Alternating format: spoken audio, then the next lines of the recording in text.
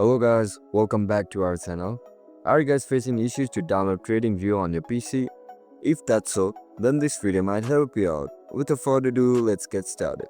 First of all, open Chrome on your laptop device. Once you open the Chrome, now search for TradingView, download.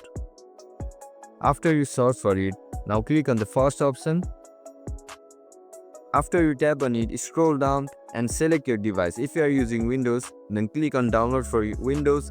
If you are using Mac, then download for Mac. I'm using Windows, so I'm going to tap on download for Windows.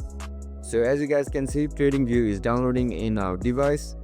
After the TradingView gets downloaded, click on the file.